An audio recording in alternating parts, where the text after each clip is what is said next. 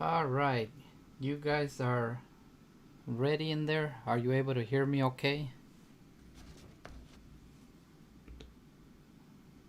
I still got a couple of things that I was working on over here, but let me know if you guys can hear me and see me okay.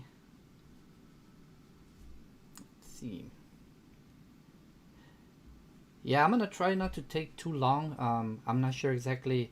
Unfortunately, the person that asked me to do this, he had a little bit of an issue come up at the last minute, so he's probably not gonna be able to join right away. Hopefully, he'll take care of his business real quick, and then he'll be here too. Otherwise, it's gonna be available to see later as well. So yeah, let me get myself out of the picture here. And let me just go take care of another little thing, and then I'll be right back. Um, Pretty much this setup right here that you guys see right now, that's what we're going to end up with eventually. So I just wanted to kind of show it before. Obviously, I'm not making a real MCP panel right now, but I just want to show you guys kind of all the different things that we're going to be configuring and connecting so that you guys can have an idea how each one of these things is done all together. And then, when you're building your MCP panel, obviously you're going to have a whole bunch of 7 segment displays, you're going to have a whole bunch of encoders, you're going to have a whole bunch of buttons, and you're going to have a whole bunch of LEDs. So that's the purpose of this. And then you'll have a couple of toggle switches, like for the flight director, the auto throttle arm. I'm referring specifically to the 737 one. As many of you guys already know, that's mostly the airliner that I used to fly. I say used to because right now I haven't really flown in a long time. I haven't flown any airliners, and hardly even a little bit of general aviation, just because I've been so busy with work and other things going on. But so Robert says that my audio is 5x5, which is great. Um, all right, so let me just I want to see if maybe you guys want me to just disconnect everything and then just go through every little thing one at a time, or I was thinking that I would not disconnect these two over here that are going directly to the Arduino, but I would disconnect everything going out of the DM13A.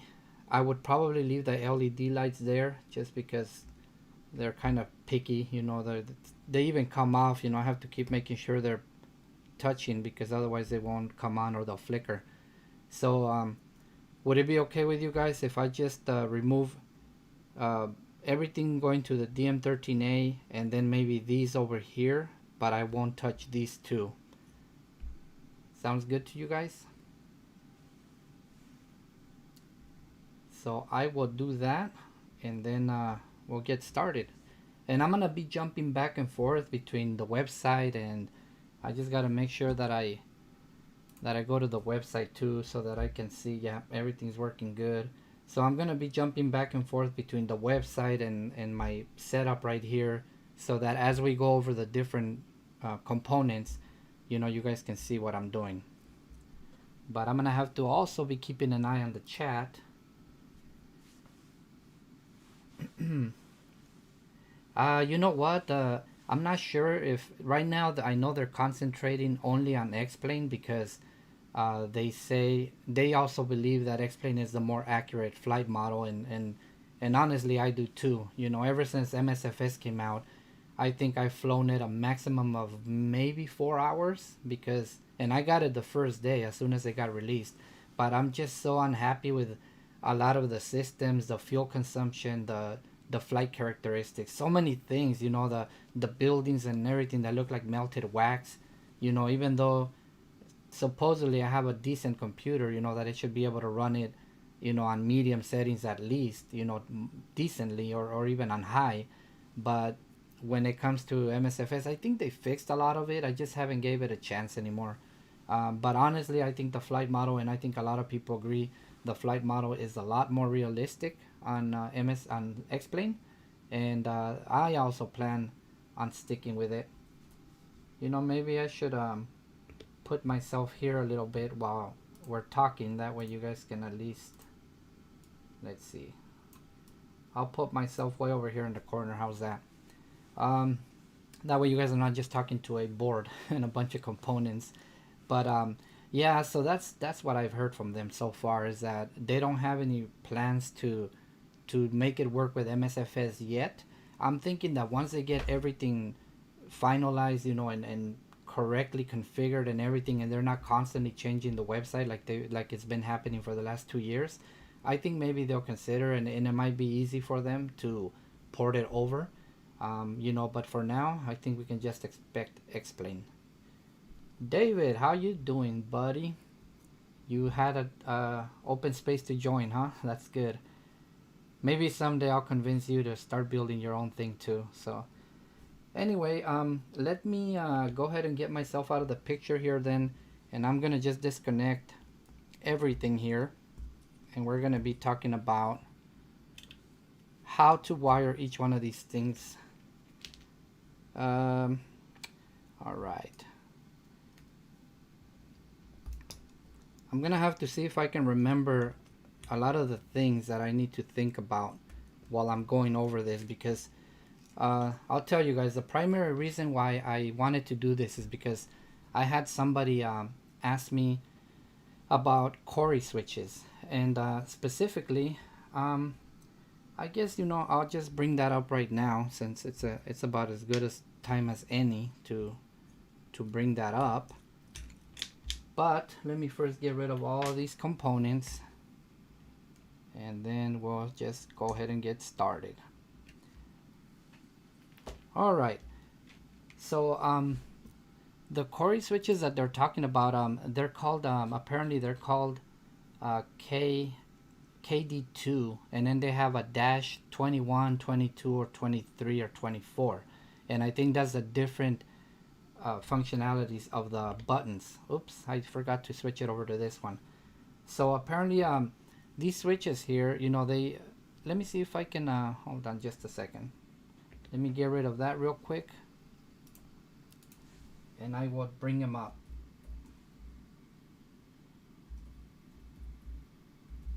And it's very hard to you know, I try to do this live, and it just there's so many things that I have to be doing at the same time. But so these are the switches that he told me about. So basically they're you know, a switch with a built-in light, and they also have 8 pins on the back. Let me see if, yeah, there you go. So these have 8 pins on the back. So depending on how, I think I've talked about it before in some of my other videos, depending on how you configure, how you connect the pins, you know, it's going to determine whether it's on or on off, or normally on and then momentary off, or vice versa. So you do have to find out how you connect this. But this guy over here on this page, I think it's a 737 sim or something. Randy sent me this this picture, and then I just happened to come across it, and this came up. I wonder if that's the same Dave Wright that I used to talk to a lot in VatStar, and also during my videos, but I'm not sure. But anyway, so you know, this little picture came up, and it was very good, because that kind of sorted it out, you know, what you have to do in order to make these switches work with the setup that we're trying to build here. And if you look over here on the camera right now, the switches that I use, they're different, you know, so they're basically all one solid color like this.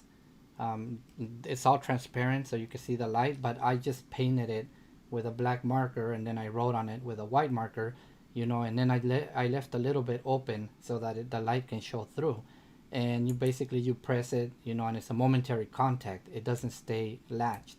So this one only has 5 pins. I'm not sure if you guys can see them there. I hope my camera focuses correctly.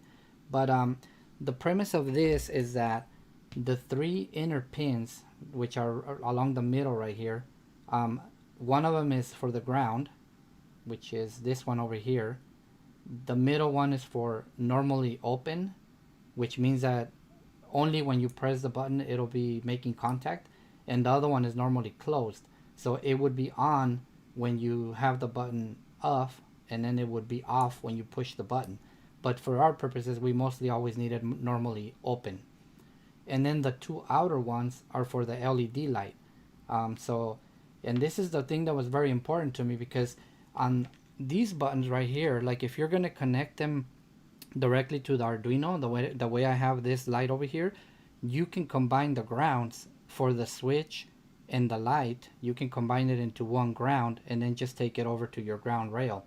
But for the purposes of using it with a DM13A, which is one of the things that I'm going to be showing today, you cannot combine the ground. So I don't know if you notice here, I had to put a separate ground for the switch and a separate ground for the light, because over here the cathode, which is the negative, is going to go to the common ground over here, and the anode, which is the positive, is going to go to the pin that will activate the light.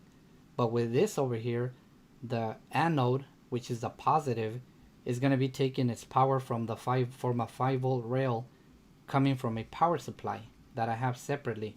Is not going to be coming from the Arduino itself or from the 5-volt rail that I got out of the Arduino.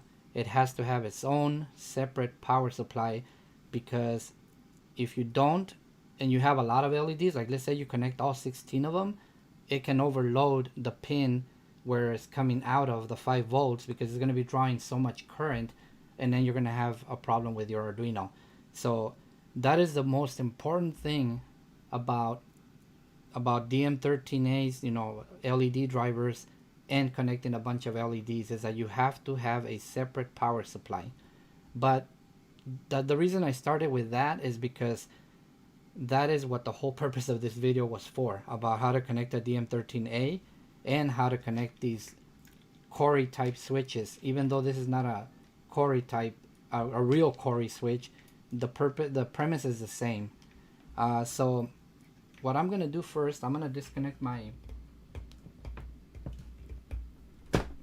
power supply here, just because it's better not to be doing things when you have power applied.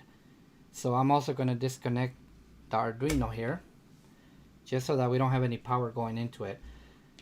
So as you can see, I'm using a 5.33 volt power supply that is going to be driving all the LEDs, including the one on this button, because I'm going to connect it to the rail over here. None of these LEDs is going to be connected to the 5-volt rail coming out of the Arduino, okay? That's the most important thing, and I want to just put that out there before we get into everything else, because that's a very important thing about powering. So you can get yourself any power supply, even a 4.5 volt or even less might be okay, and even higher will be okay, but you just have to make sure that the resistor that you use over here is sufficiently strong enough to bring down the current going through the LEDs, or else you just burn them up. But alright, so let me put that away for now, and we're going to talk first about what I'm going to do. Is I'm going to basically try to do everything for the 737, like I said before, because that's the commercial airplane that I like to fly the most, airliner. So I'm going to concentrate mostly on I'm going to do the MCP panel. What I'm going to do is I'm going to basically, hold on, I'm going to assign the toggle switch to the auto throttle here. Hold on, let me move this. Alright, that's better. And let me get myself out of there.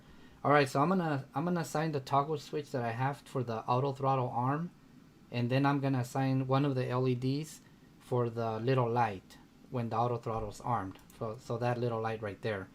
And then I'm going to assign another light for the flight director on. So when the flight director is on, you'll see another little light.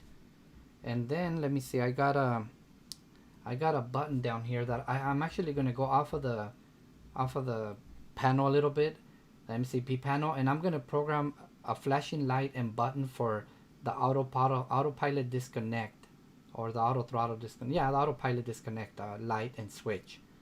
Alright, so that'll be one of them. That'll be a push button switch. And then the other push button switch that's going to have the green light is going to be Command A to end the light and the button. So I'm going to use that one there. Oops. What else? I think that's about it. Oh, and then I'm gonna have the encoder. I'll put the encoder for, what do you say we do it for the heading? We'll do the encoder for the heading. We'll do the 7-segment display for the heading 2, and then we'll use the push button on the encoder to enable and disable the heading select. Let me take a quick look at the chat because I haven't seen if there's any other questions or anything yet. All right, so let's see, let's continue. Where do we need to go first? So we'll go to over here. All right, so toggle switches are very easy. You know, all you need to do is have a ground wire and have the signal wire that's going to be going to the pin that you're going to connect it to, either directly to the Arduino or to an output or input multiplexer. I mean, so the only reason why I did it over here is because I'm already going to have a lot of things on this side here, and I didn't want to you know, be overlapping with too many things. So, and that way you can also see, you know, when it goes directly to the Arduino. So I got, let me show you what I got here. Where is it at? If I could find it. I wonder, there it is. All right, so I got this little little note I made for myself because I'm very forgetful, you know, and I could always look at the pins too and everything. But so this is pretty much where I'm going to connect everything.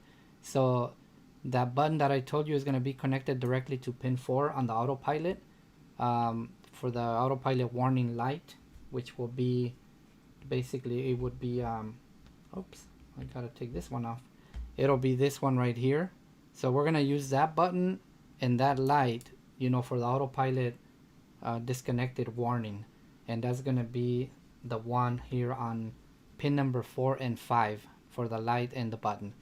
We're gonna put the toggle switch here for the auto throttle on pin A10. So that's one of the analog switches, but remember I mentioned in one of my other videos that you can use every switch for analog inputs or outputs, every pin that is available, that is. All right, so even though it's an analog pin, you can still use it for digital inputs or outputs.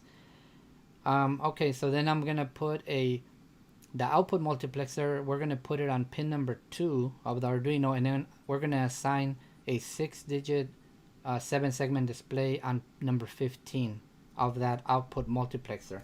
So basically that's going to be connected right here on pin 15 of this output multiplexer, which is connected to pin number 2 on the Arduino. All right, and we're going to put an input multiplexer on pin number 8, which is this one right here. This one is connected on pin number 8 over here. And then, well, yeah, you could see it there. And then we're going to be connecting on that input multiplexer, we're going to be connecting the button for command A to enable it or disable it on 15. We're going to put the encoder for the heading on 80 and 81, and then the button for the heading on and off on 82. And remember, so basically when you just have like number 4, number 5, that means they're going directly to the Arduino. When you have something like 2.15 or 2.15, 8.15, 8.1, those are on the input multiplexers or output multiplexers.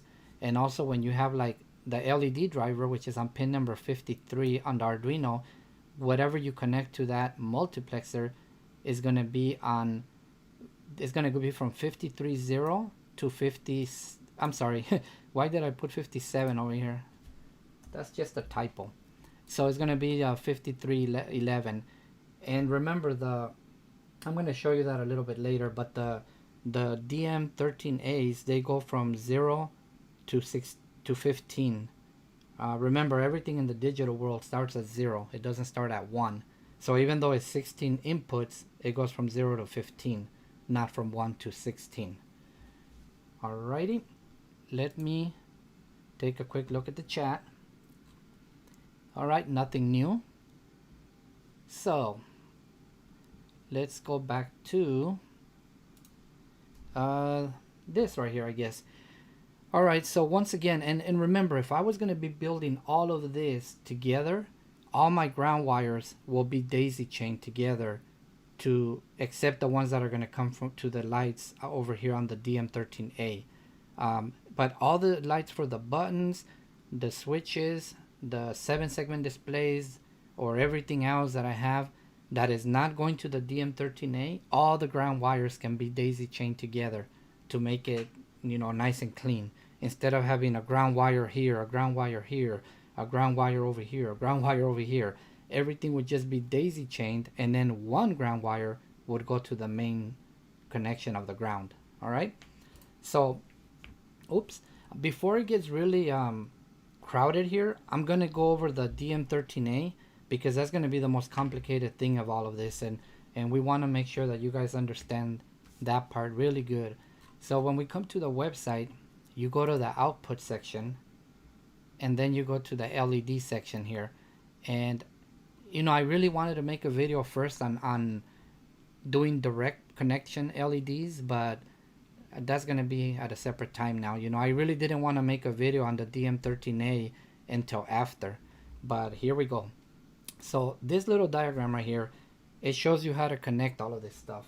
And I actually, let me see if I could find it. I drew myself a little diagram that will hopefully make it a little bit easier. It's kind of like the same thing as that one, but here's what I want you guys to understand real good. All these grounds, you see there's this ground right here, and there's this ground over here, and this ground over here. The important thing about this is that there's a resistor between this one and ground, and there's a resistor between the control pin that goes to the Arduino and ground. And I believe, yeah, these can only be directly to the Arduino. I don't think you can put them to an output multiplexer. We can give it a try right now and see, but I'm pretty sure you can't. So the most important thing, if you can visualize it, I'm going to show you over here this little picture that I drew. So this is the DM13A. So, on pin number 4 is going to go directly to the L data line, which is going to be over here on my distribution hub. And then pin number 2 is going to go to D. So the purple one and the blue one on my drawing here, I'm not sure if you can see them, they're going to go directly to over here, to these two D and L. And that's it. Now if you didn't have a distribution hub, they would go to pins number 27 and 28 over here on the Arduino.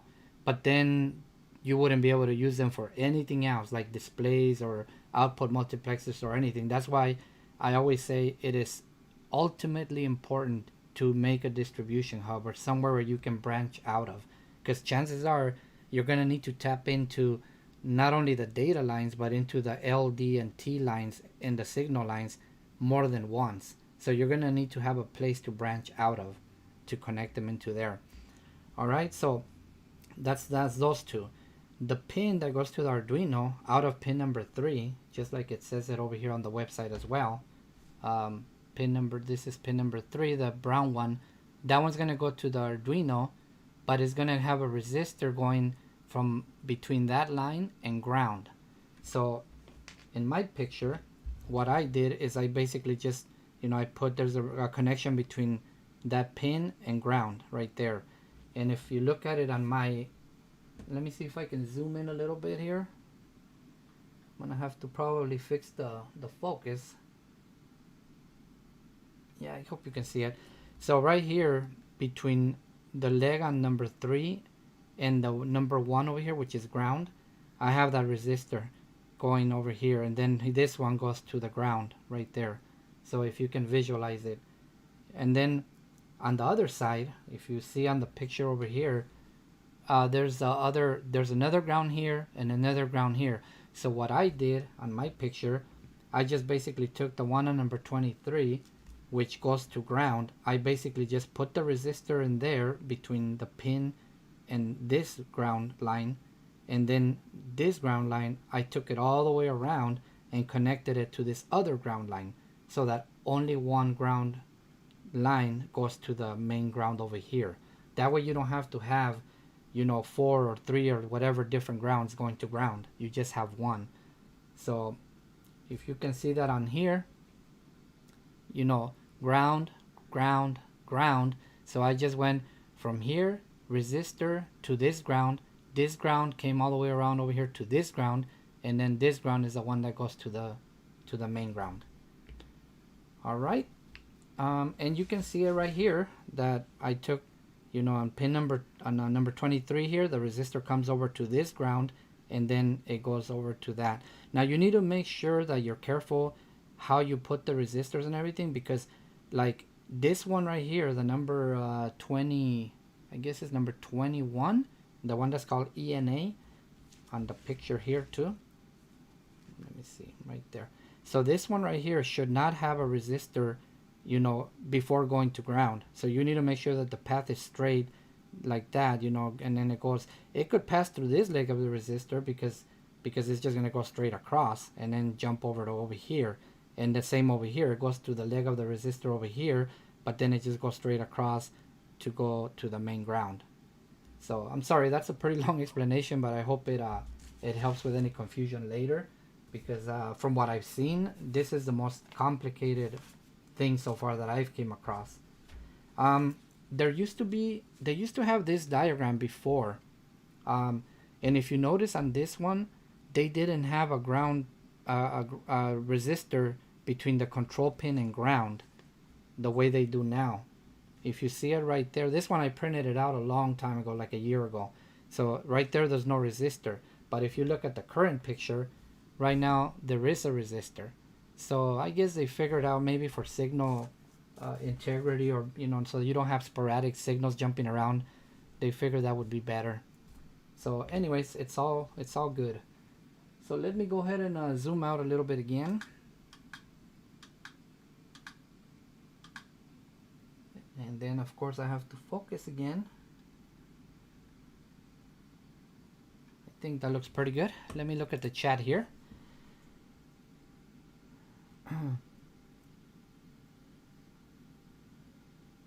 I don't think there's any electrical advantage. I mean, obviously the less, like I think they talk about it on the website as well. They talk about not having any ground loops. So if you have a whole bunch of different ground wires, you know, going to different grounds all over the place, I believe that can be a problem, you know, for the signal integrity and all that.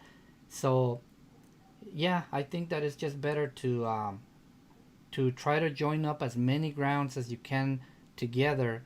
And you know what, they specifically show that when they talk about 7-segment displays, they actually talk about that a lot, about not having extra ground loops and about having resistors between the clock pin and the which we're going to talk a little bit about too right now. So anyway, is the picture really sharp right now? I kind of can't tell. I think it is, but all right, so that's it for that. So we're going to go ahead and we're going to be jumping back and forth between, not that one because that's my streaming thingy. So we're going to be jumping back and forth between this one and the other one. So we already have the ground, we already have the resistors, and we already, oh, I didn't talk about that. The 5 volts, those are going to go to the, you can get them directly from the pin of the Arduino. So if you notice on mine, I got the 5 volt line over here that I'm getting directly from the Arduino, and I'm just tapping off of that and putting it into the chip. That's for the chip only. That's not for the LEDs. Okay, so, but the chip doesn't use much current, so you can use and tap off of the 5 volt rail coming out of the Arduino. Alright, so now we're going to connect, we'll start at the top here. We'll connect the, basically we'll connect the control pin, no, the D. We'll connect the D first. So for that one, I'm going to use a blue wire, just because that's the color on the picture. So I'm going to connect that one to pin number 2 right here. And then it's going to go to the D, which is right here. That's my my D line right there, the black one. Okay, then we're going to connect the maroon or magenta or whatever color, purple, and we're going to connect that one to pin number 4, and that one is going to go to the L. If you remember right there, that's the L line. So we're going to go to the L over here, which I think is this brown one right there. And then finally, going back to the picture, we got the control pin, which has the resistor going between the control pin and ground. That one is going to be pin number 2. No, I'm sorry, 3. So that's going to be the, I have it painted in green at the bottom, but it's going to be this yellow wire. And we're going to connect that one to number 53 on the Arduino. Just because you can connect it anywhere you want, you know, as long as you program it that it's there. So, oops, I didn't show you that part, huh? Let's see.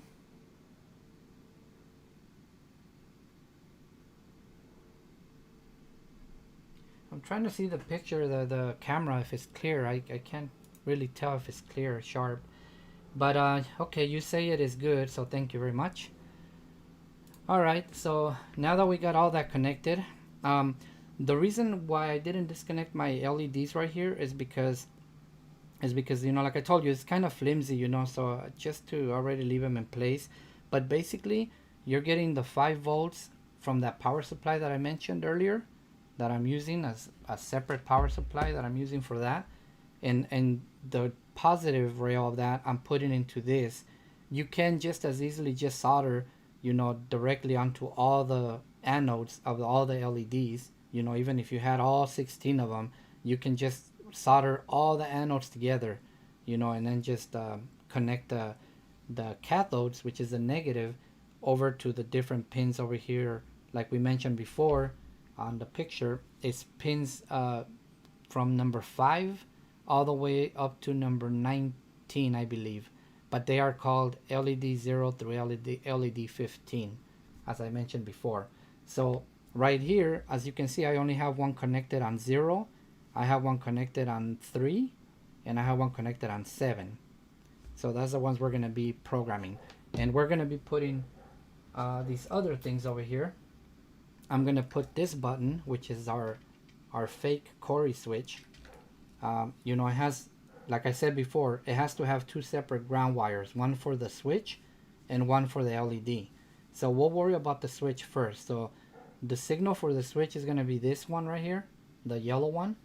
And if we look at our little notepad again, that was going to be for command. We're going to put that on 815 on the multiplexer.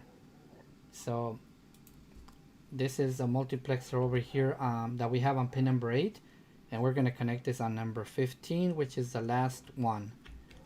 In my case, they go from 0 to 15 over here for the input, and 0 to 15 for the output. Alright, and then the ground that goes with that switch, we can just put to the common rail on the ground here. Okay. There we go. I think that's it. Alright, so that's it for the switch. Now for the light, remember the light has the separate 5 volts that you're going to get off of your power supply over here. So this entire rail is the 5 volts for all the LEDs. So that's where I'm going to get the 5 volts for that LED. And then the ground, that's going to be the pin, whatever pin you want to program it into the DM13A. So I'm going to put it on 11. Let me make sure. Oops. That's not good. I try to keep all these things nice and straight, but sometimes they don't want to cooperate. So let's just make sure. Where's the DM13A? Oh, over here. Yeah, so I got that light on 5311. So that is correct where I wanted to put it. Alright, so that's connected. And then we're gonna do, let's do the display. We're gonna do a TM1637 display, and we're gonna connect that one to, let me see, first before we do that, let's just go ahead and go to the 7-segment displays so that we can look at that section of 1637s. But before we do that, let me just take a quick look at the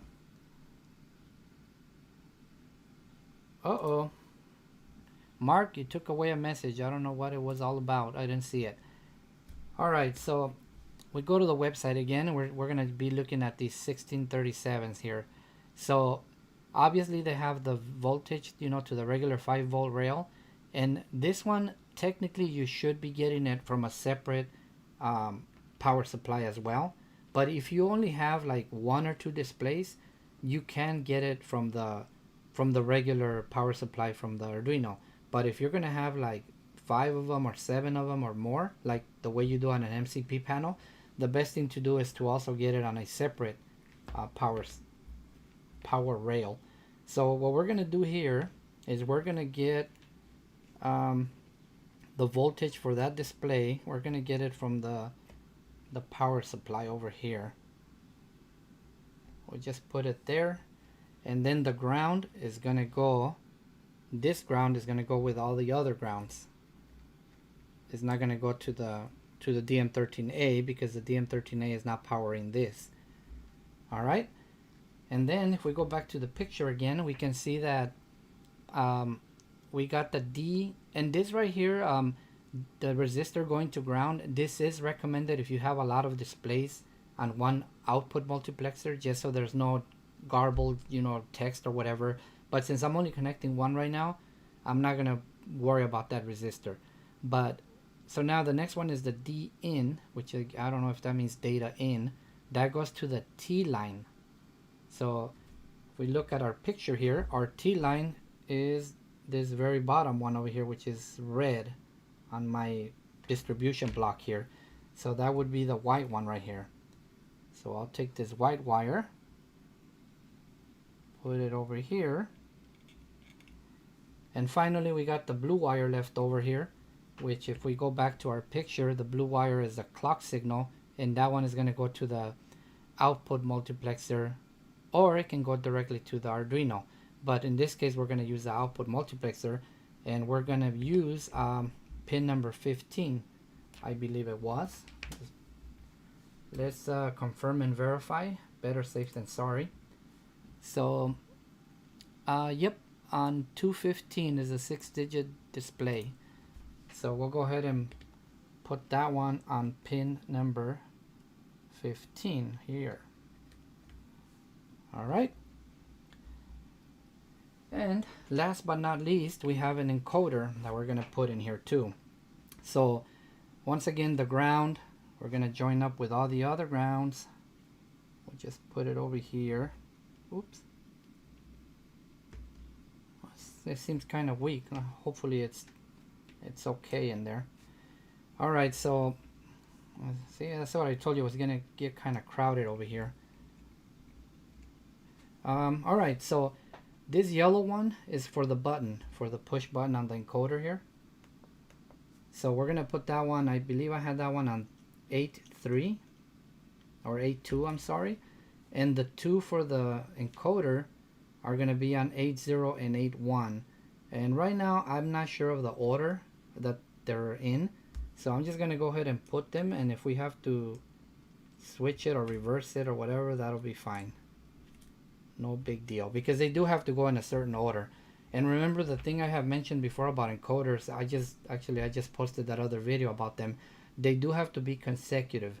So you cannot put encoder, button, encoder, or encoder and then skip a whole bunch of them and then encoder. They have to be right next to each other. Alright? So that's it. That's it for all that. Now it looks messy, just like when I started again. Alright, let me take a quick look. While you guys look at that, let me take a quick look at the chat. I was redundant? Okay, no worries. Is there any other questions that anybody has before I move on? Because now we're going to get into the configuration part. So if anybody has any questions about this wiring stuff before I move on, that'll be the best time. Well, there'll be more time later, but right now would be a good time. And you know, like I said, I'm only going to do one display, one encoder, one of these type of buttons, of course one DM13A, a couple of LEDs, because it's all the same, you know. So if you have 3 toggle switches, you know, one for each flight director and one for the auto throttle, is the same thing. You're just going to be using different pins for each one. You know, if you have 5 encoders, it's the same thing. You're just going to put them on different pins. So there's no point in me making an entire MCP panel, you know, so that you guys can see the whole thing put together. All right. So since there appears to be no more questions, or no questions right now, we're going to go ahead and go to the configurator.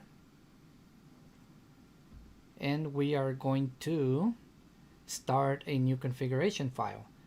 So I think what I'm going to do, I'm going to bring up this thing again here. But just to remind myself of, you know, where everything is going. Let's see. Either way, it's going to hide as soon as I... Yeah, it's going to hide as soon as I click on this over here, so it's okay. For now, let's go ahead and... so we're going to program the toggle switch for the auto throttle on pin A10. So we have to go to the planes, 737, and then here's the auto throttle switch. So we'll put that on A10. And that's it. Next one, I'm not sure why... Yeah, that one doesn't show up. My little notepad, I mean. Alright, so next we're going to put the button for the autopilot warning clear on pin number 4. So for that we need to go down here, autopilot clear button, and we said that was on pin number what? A4. I'm sorry, on 4. So we'll put that in there. And then if I remember correctly, the light, the LED light for the autopilot warning light is on pin number 5. So we'll just click on that same thing, but we want the red light. And then we'll put that on number 5. Okay. Moving right along. So we already got this toggle switch, this button, and this light. So now we're going to just go ahead and do the 3 little lights over here. So first thing we need to do is we need to assign a DM13A, which I believe we have on pin number 53 over here. So we just click on pin 53 and we'll go to LED driver, and that's it. So now let me bring up that little thing again here. On the input multiplexer, so the light for the auto throttle armed is going to be on 53.0. So we'll go back up here, choose the little light, and that'll be on 53.0. Okay. And then the light for the flight director is on 53.3. So we'll just choose that little light here and put it on 53.3. And I gotta bring this back. The light for the auto throttle disconnect is gonna be on 53.7. The auto throttle disconnect. Okay, so I think that would be the red one. So we'll go back down here, choose auto throttle red 7, and that's it for that part. So now we're done with those 3 little lights right here. Now we're gonna configure this button and the light for the command A. So we'll go back over here, command A button, and what, I forgot where we had the button. 815 is the button, so we'll put that on. Oh, you know what, before we do that we have to tell it that there's a multiplexer on 8. So we'll put an input multiplexer, and then we can choose the button and we'll put it on 15 on that multiplexer. And the same thing for the light, but the light is going to go to the DM13A, remember, on pin 11. So we're going to choose command again, but this time we want the LED. We're going to go to the LED driver, and we're going to put it on 15. Oh, this is, oh yeah, the reason why there's 63 is because I'm not sure if you guys are aware. I was going to talk about it in a later video. You can daisy chain up to 4 DM13As. So you can, you have 16 on the first one, 16 on the second one, 16 on the third one, and 16 on the fourth one. So you can put a ton of LEDs, using just one pin on the Arduino, which is another one of the amazing things about this thing here, this software. Anyway, we already got the autopilot command light on. Hey, that wasn't on 15, that was on 11, right? So let me delete that one and put it on 11, because then it wasn't gonna work.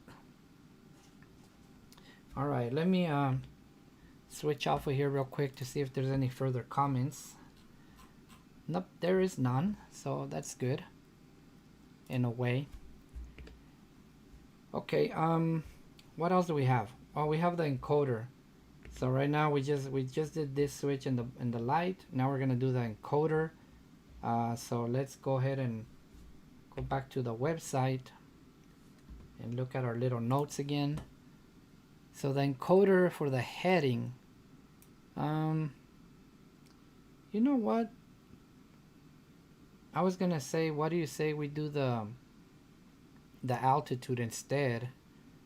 But I think the altitude requires more digits. No, I think it does it with 6.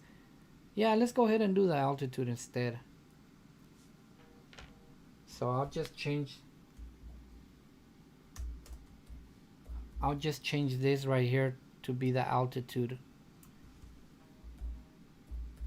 All right, so we'll go ahead and select altitude, and we're gonna do the that one. We just need the button. We're not gonna use the light for that one, and that one is gonna be on 815.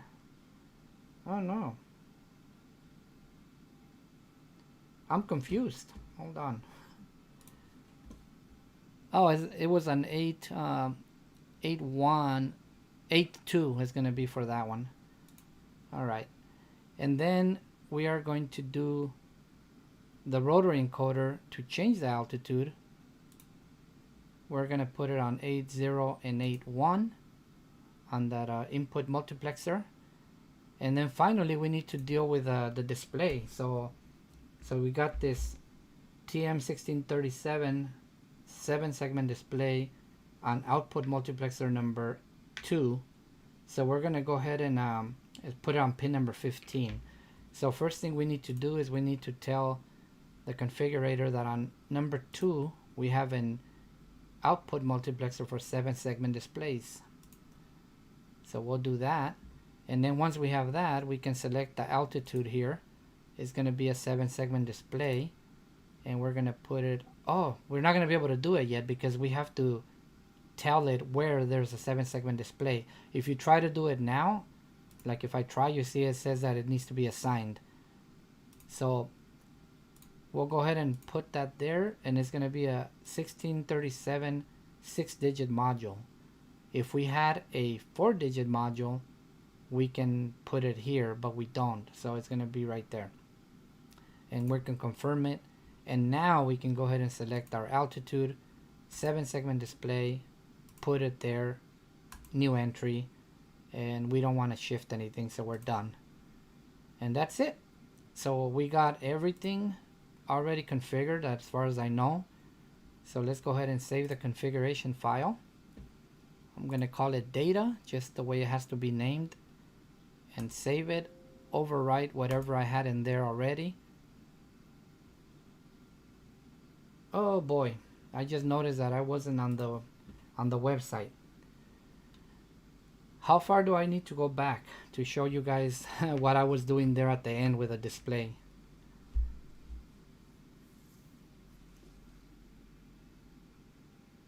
Okay, yeah, I just noticed that, and that's one of the things I was worried about. See, and I have another screen where I'm looking at what's on OBS, what's going out to YouTube, but I was so concentrated in what I was doing that I didn't even think about it.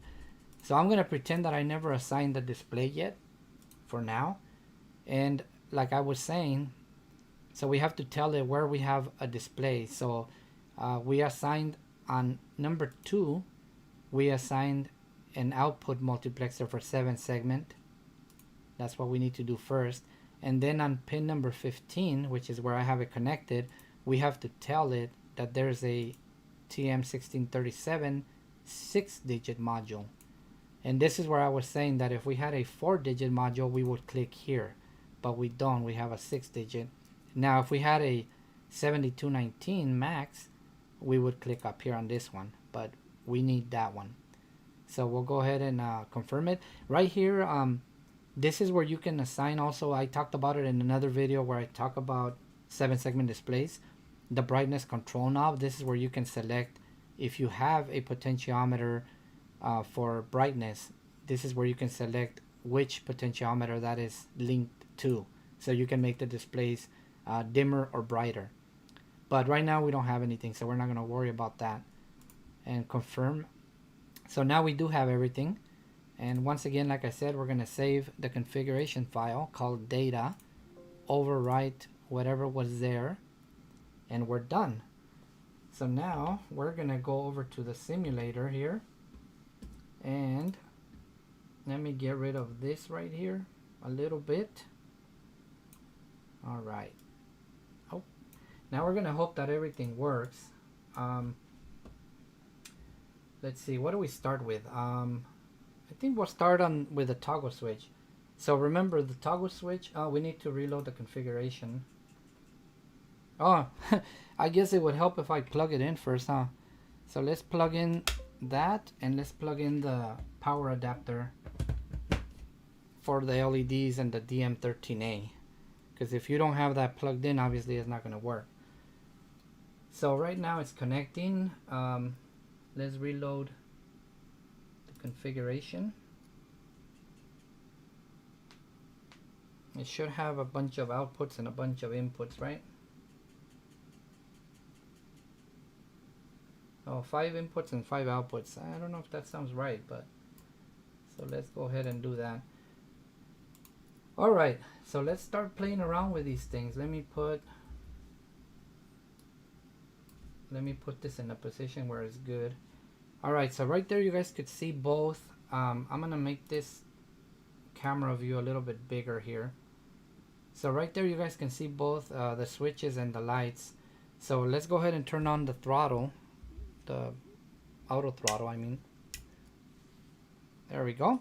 So you can see that the auto throttle is on and the light came on right there, and our light is on right here.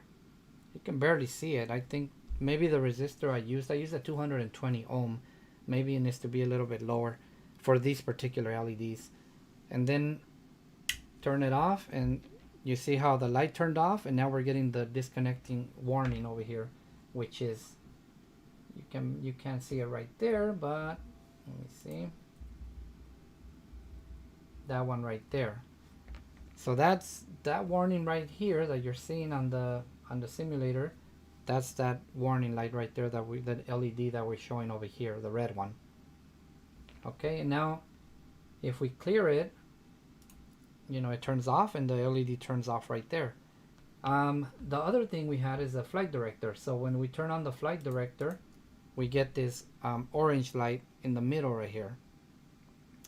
And then let's go over to this side and we'll turn on the command, but we're gonna use the button. I believe this is the button that we had for command, right? So we'll turn on command, and as you can see, it turned on and the little light came on as well.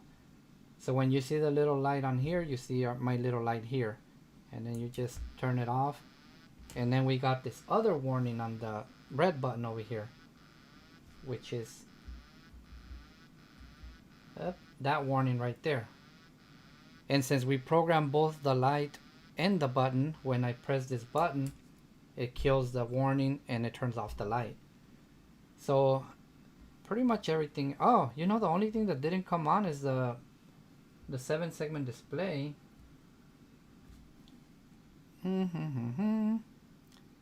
That's very interesting. The 7-segment display didn't come on.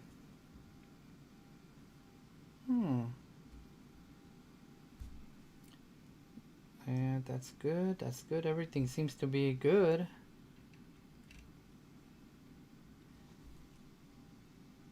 Let me try connecting its power directly to the one coming out of the Arduino, even though I don't think so. So this is going to the T line. Yep, everything should be good with that. Let me refresh the configuration again, but before we do that, let me just mess around with the encoder. So yeah, so the encoder is working. You can see the altitude is changing right there, up and down, and then you can press the button and it activates the altitude hold right there. All right, so let me try just refreshing the configurator. I mean the reloading the configuration. Interesting. So this little one doesn't want to come on right now.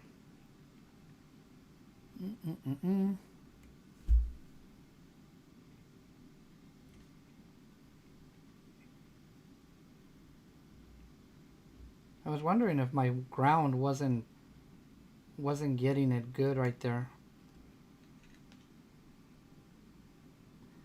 Let me try putting it over here, even though I don't think that's what it is.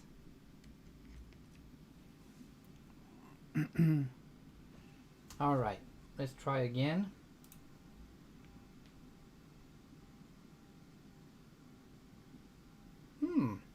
That one really doesn't want to look right now.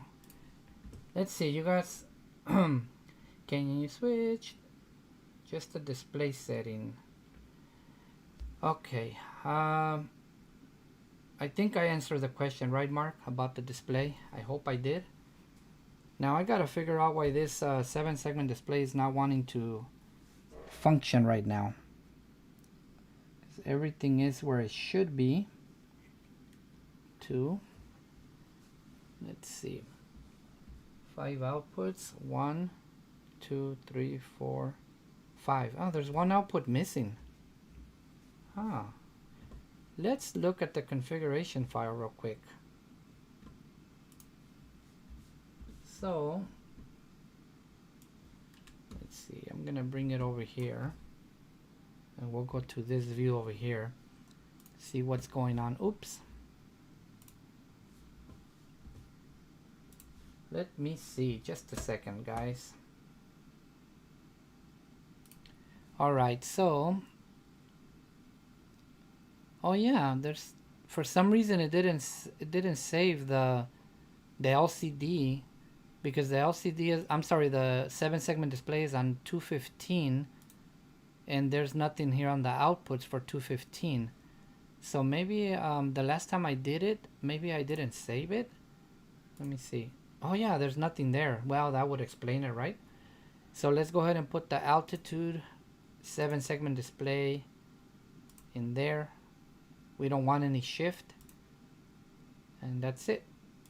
It's saved now. Well, that would explain why it wasn't working. Save the configuration file again, overwrite, and let's go back to the simulator. Now we have to refresh the configuration or reload it. Let's see if that'll work.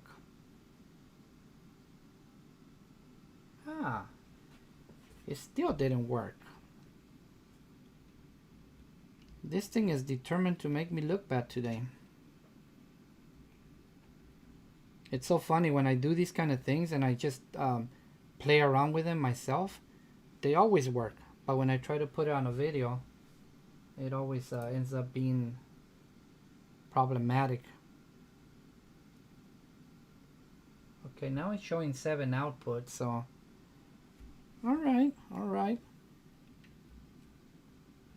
Let's get rid of it then, since it doesn't want to play nice. Let's get rid of this one, and I'm gonna try to see if I have one over here that is already pre-wired as well. It's a big one, and it actually has the whatchamacallits,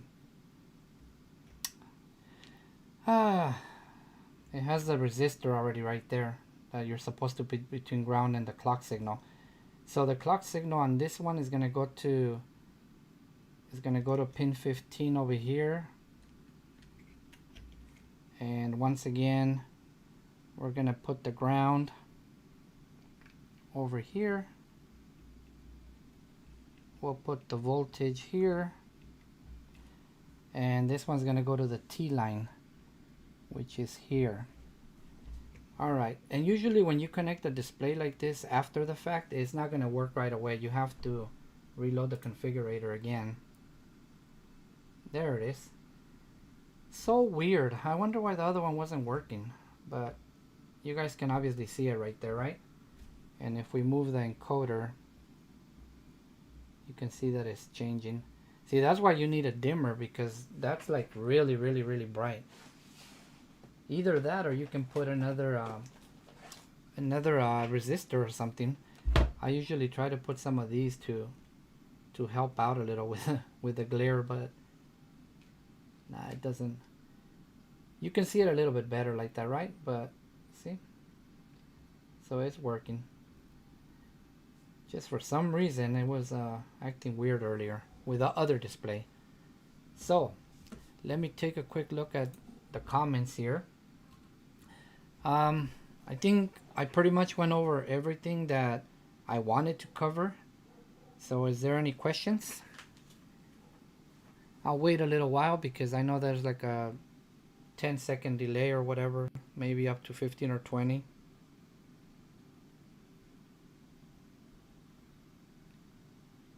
Hopefully it explained everything I wanted to, and hopefully Randy, I don't think Randy ever made it back, but he'll be able to see this later on. I guess it'll be available to see it.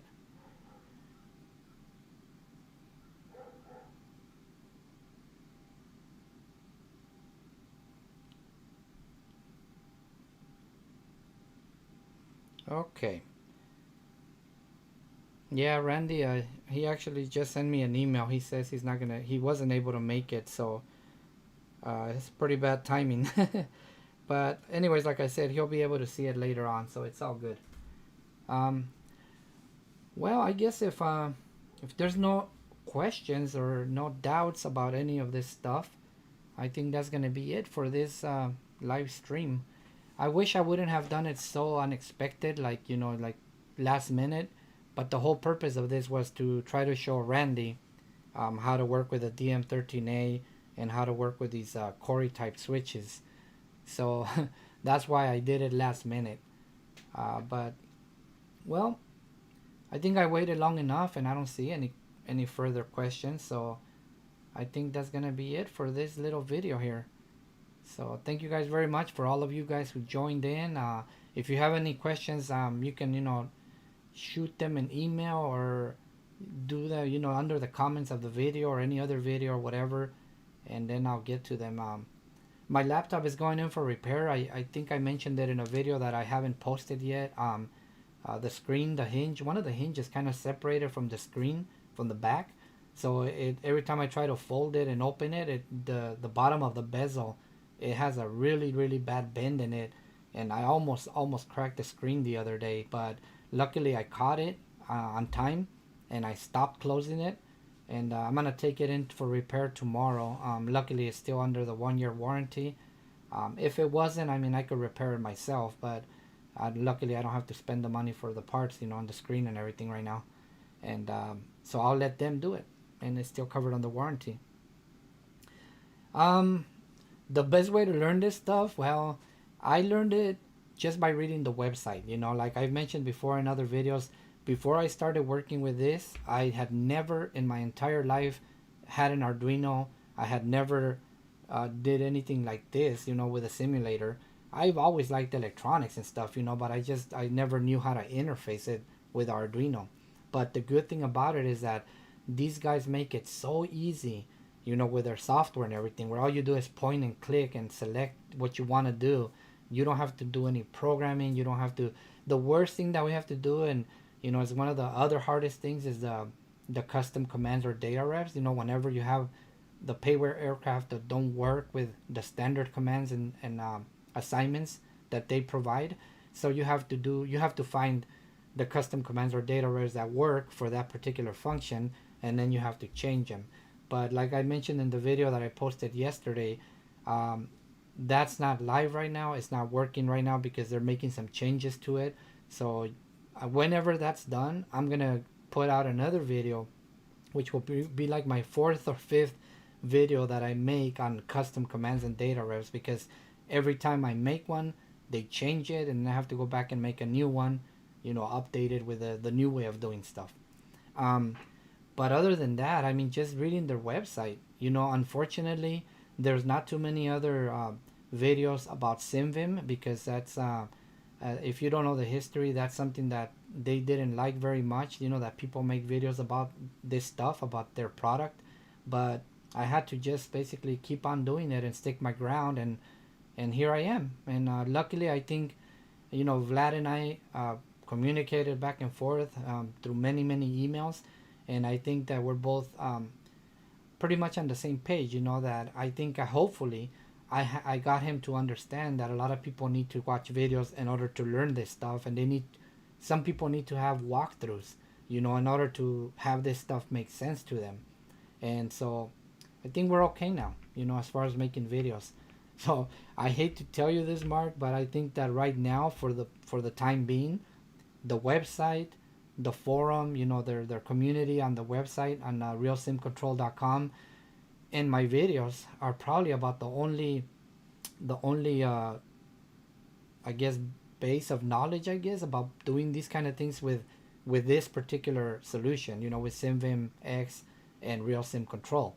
There is other solutions out there, and some people use MobiFlight, some people use the Leon Bordnard boards, or whatever the hell they're called. Some people use I'm blanking on the name of it right now. It's a very popular software that you can also do display panels, like on another monitor or something like that.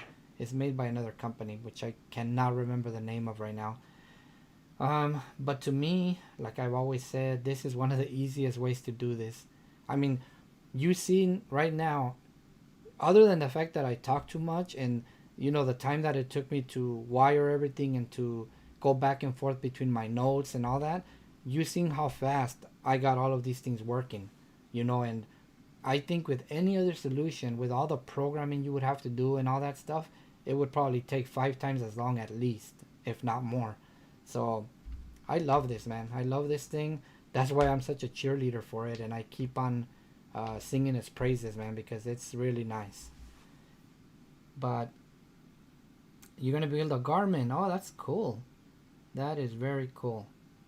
Yeah, I think things like that are very easy. I've been wanting to build the buttons around the GTN 750, just because I have the GTN 750 on a tablet, but I haven't done it. I at first I was considering doing a G1000, but honestly, I really hate flying airplanes with a G1000. I just can't stand it.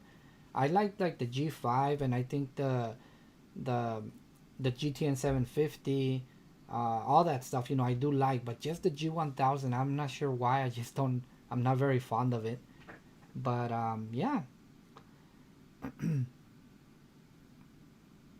Cool. Yeah, that'll be cool if you make some videos too. And I mean, the more the merrier, right? Because I'm sure I get some things wrong and I make mistakes, maybe I know that I talk way too much, and sometimes when I make these dedicated videos, not like today, because today, I'm doing it live, but when I do the videos that I just record and edit, I always try to make them as short as possible, but still get all the points across. But man, they always end up being way too long. But a lot of people like it. I mean, they say, but sometimes I notice on my statistics, I don't really like looking at the statistics, but sometimes I go in there and I, for like a 25 minute video, I see that the average watch time is like 3 minutes or 5 minutes. So I'm like, damn, am I really just wasting my time here? Because I'm making 20 to 30 minute videos and people are only watching 3 to 5 minutes of them. So, but a lot of you guys have told me that they really help. So that's why I keep doing it. And pretty soon I have a couple more items. I keep saying that I'm going to run out of ideas already, but then I get questions and emails, and then I say, oh, well, let me make a video about that.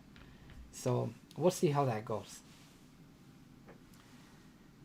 Nope, that question has been answered many times before. You probably haven't heard it or seen it anywhere, but you cannot connect multiple Arduinos right now. You don't need to connect multiple Arduinos. All you need is one. If you go look at the videos that I made about the multiplexers and all that other stuff, you'll see. And if you also read the websites, you know, where it explains all the connections. Well, actually, I can show you that right now since we are live. So if we go to the system here, and you can see how this is made to work. So you only need one Arduino, and then you got the address bus, and you connect a bunch of multiplexer boards to it. So you can connect buttons, switches, encoders, displays, all kinds of stuff. And you just need one Arduino, and you just branch out and branch out and branch out with multiplexer boards, which is what I have over here. Let me see, let me zoom this out. Oops, that's not good. That's way too much. All right, let me get myself out of the picture here. So yeah, so the multiplexer boards that you see here, you know, this is where the data and the system bus or data bus, address bus comes in, and then from here I branch out and I go to the multiplexer boards, and then to the multiplexer boards you can connect 16 inputs or outputs, you know, so they could be buttons, switches, encoders. You can have one multiplexer for 16 analog inputs like potentiometers and stuff. You can have a ton of them for 7-segment displays. So yeah, I mean, the easiest way to say it is you don't need to have a lot of multiplexers with this system. All you need is one. And a lot of people that use MobiFlight, that's probably why they're asking, is because with MobiFlight you cannot use multiplexers, so you have to use a whole bunch of Arduinos in order to be able to connect, you know, more than what the pins that are available on one Arduino. Alright, man, see you later, Mark, and everybody else. I think this is gonna do it for this particular video. I don't see any other questions, so that's it. Thank you guys for tuning in and watching, and I think I'll see you on the next one.